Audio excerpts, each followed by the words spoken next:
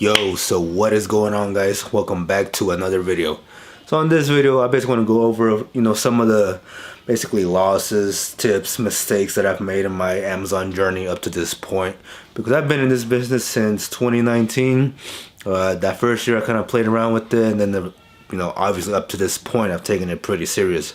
So on this video, I figured, you know what? Let me go over some of the mistakes that I made that hopefully will help you guys out in your journey, and just some of the lessons that I learned and all that good stuff inside. Don't know how many I'm going to explain on here. Not too many, just to keep it short and simple. But yeah, and I will make a part 2, 3 if you guys request it for sure. But as always, enjoy. Now, the number one mistake that I made in my journey, which I don't think people have a lot these days, but I know as far as learning it, it's still an issue. I didn't use Keepa in my first year. I did not even use Keepa. I didn't even know what Keepa even was until I started really getting into like groups and stuff and seeing people talk about it and use it, utilizing the software and all that. And so I was like, wow, once I started using it, it made so much sense, because up to that point, I was just buying random products, going based off sales rank, which if you're an Amazon seller, that's a terrible way to go about sourcing your products. It's just by going based off sales rank, which you should never do. And so, but once I figured out what Keepa was, I studied the charts, read through all the data, because Keepa has so much data in there, and that's probably something a lot of you guys aren't utilizing up to this day, is reading all that data within Keepa. So that's one major mistake right there, is not learning the whole software. And I mean deeper than just the Keepa graphs in there. Look at the offers tab, the buy box share, and so much more. Just learn all of Keepa, and I guarantee you guys, a lot of you will get so much better at your sourcing, so much at your product finding, and just everything else in between. But that was one major mistake that I made in my journey that I really wish I would have done way much sooner. But it is what it is, right? Now, my next mistake, and again, these are not in any specific order. Keepa definitely was number one, I'll be honest. But everything else after this is just kind of, random and stuff. But another mistake, and especially one that I know a lot of Amazon sellers are making, is not being able to keep up with their cash flow. Sorry. Now, what I mean by this, which I don't even need to explain. A lot of you know what I mean, right? You use credit cards, you buy inventory, you send your products, you sell them, you get your payout, you pay off your credit cards. But then at the end, you realize, like, holy crap, I'm still, I don't see the profits, I don't see the cash flow, I'm tight on this and that. And with that, I'm going to do a whole separate video on that topic alone. But just know you need to manage your cash flow. Don't overspend too much. Cut back a bit if you have to. Look at your expenses and just everything in between, okay?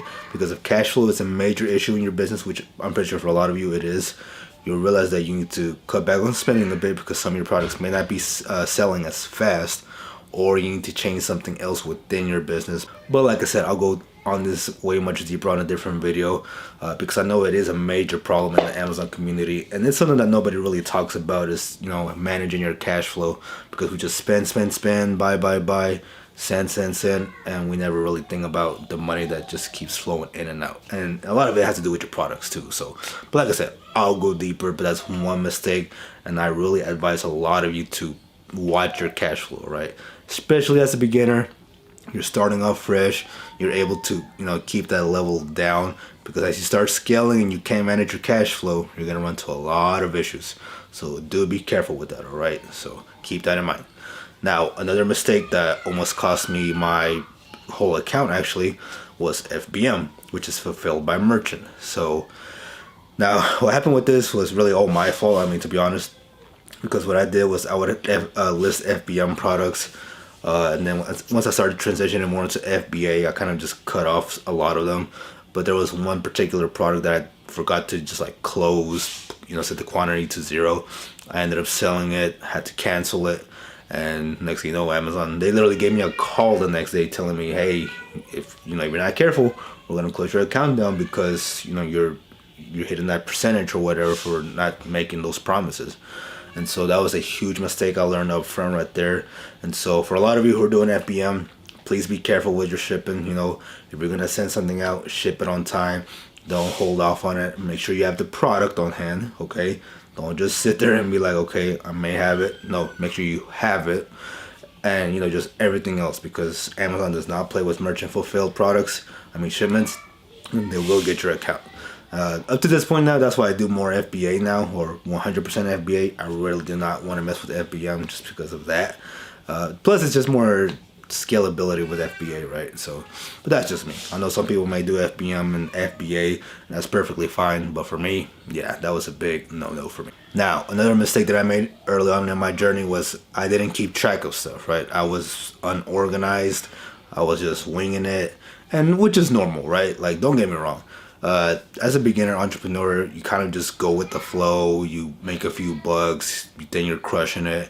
But as you start scaling, you really start getting yourself more organized. And yeah, but honestly, if you're starting this journey from day one, stay organized, man. Make a Google sheet of the stuff you buy, keep track of it. Make sure you keep track of how much you're spending each day, week, month, or whatever it may be. Because, keeping track of all these stuff not only will keep you organized, but it'll also help you determine whether you're scaling, whether you're growing, and so much else in between that you really wouldn't know until you really start growing, and then it's almost too late. It's never too late, but then you're like, man, I wish I had done this in the beginning back when I started, because then everything would just be, really well organized and just up to date, versus having to go back, look at order numbers, go back at quantities, match this with that information, just so much hassle. But for those of you who are just starting out, please stay organized, make those Google Sheets, get Inventory Labs or some other software that will help you keep organized. But yeah, definitely do that from day one if you can, because it's just going to help you so much more in the long term. Plus with tax season, it'll help you a lot too, but I won't go too deep on that because I am not a tax advisor. But yeah, just stay organized, all right? Don't slack off on none of this stuff because, man, it'll bite you right in the butt. And man, yeah, for real. But yeah. Anyways, though, on to the next one. And I wouldn't say this was really a mistake, but it is something I really highly advise a lot of you do, and that's putting yourself out there, networking with other sellers, whether it's through Instagram, YouTube, Facebook groups, Discord, whatever it may be. Get yourself in a group, learn from other people, learn from their mistakes, ask questions, and really just network. Because as a beginner, you're going to have like a million questions about this business whatsoever, to what printer should you use? Can you ship this type of product? How do you polybag this product? Who has the best prep center? All this stuff. And so as a beginner, if you really network, it'll take you much, much faster. Me personally, I really didn't network with much people, if any. Just my boy Noah that, I had some guidance with. But even after that, I really didn't talk to anybody else like that. And so it wasn't until I got into like Facebook groups and stuff that I really started learning more about the business, about certain things, just little tips here and there, hints that when they clicked, it's like, oh snap, I didn't know that. Had I knew that, I would have, I wouldn't have done this or that. And so, network, put yourself out there. I'm not saying you have to be a whole social media influencer or anything either, right? Like, you don't have to do all that. But, post a picture of, a shipment, your sales screenshot, whatever. Maybe a quote here and there. Doesn't have to be too fancy. But just put yourself out there, get yourself in the community. And, like I said, from there you'll just start networking with other people and really learning different things that you might have not learned, or someone may have learned something from you too. So you're giving and taking both at the same time, equal, and it really just levels your business up. And even as you grow, you'll still learn much, much more from other people. So definitely network, put yourself out there, and just keep learning the game, all right? Don't be afraid, especially for my introverts out there. I know some of you may not want to put yourself out there. You may be shy. You don't even got to post a picture of your face, man. There's sellers out there who don't have a picture of their face, but they post some stuff and, they still network. So just do something like that, all right? Because trust me, it'll take you a long way. You don't have to, but it will scale you much faster than if you didn't. So definitely do it, because if you can cut off the time that it takes to scale, you'll thank yourself, all right? So yeah. Now, one last mistake that I'll go over before we wrap up this video. It's not really something I did too much of, but but it's something that I do see a lot of other sellers do, and that's really comparing yourself to other people's journeys, and that's normal, right? People in general just love to compare themselves to others, and which may put them down most of the time. But just know, we all come from different backgrounds. We all start with different capital, different, certain qualities in life. And so you shouldn't be able to, you shouldn't compare yourself to someone else just because they may have started at the same time. They scaled much faster than you, and now you feel bad for yourself because you didn't do the same thing, all right? Like, just don't do it. If you have to get off of social media, every once in a while, don't indulge yourself too much into it. But just know that we're all different. We're at different paces. We started our business differently, different backgrounds, and so that shouldn't discourage you because for me, example, I don't come from much like money or anything like that, and so I can't compare myself to someone who starts off with like $10,000, right? Because obviously, if they have the capital for it, they're gonna scale much faster than me, right? And so that's why I could never really, I could never compare myself because, we come from two backgrounds, and that's just not me. So why would I compare myself to someone who had that situation versus what I have? And so that's what a lot of you guys need to do is don't make the mistake of trying to compare yourself too much because it will get to you mentally. And a lot of you, if it gets to you mentally, then it just stops you completely.